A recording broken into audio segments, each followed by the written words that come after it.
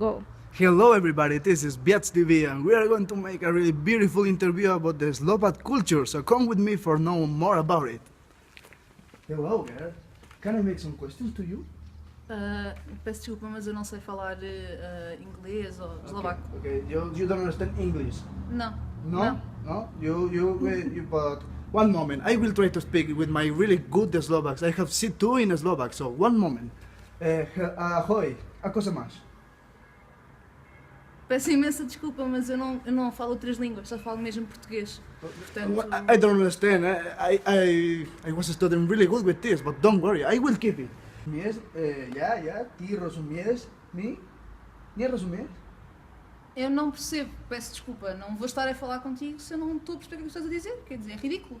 But why they don't understand me? I try to speak the best Slovak what I tried. I don't understand why now. Eu só falo português, peço imensa desculpa. Nie rozumiem. Możesz pomali?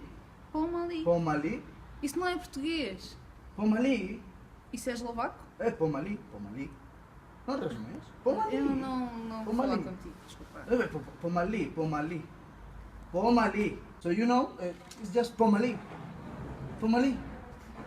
Desculpa, eu não sei o que estás a dizer, não quero falar contigo, só falo português, portanto, olha, tchau. One moment, it's only one interview. Okay, we have to go more into the Slovak culture, but don't worry, we will have a better interviews with better people.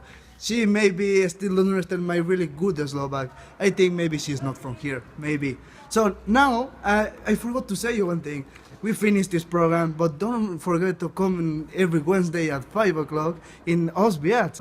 Everything what you want to do in different languages, because you can practice the Spanish, the English, even the Portuguese, why not? It's a really beautiful language. So I hope see you soon there.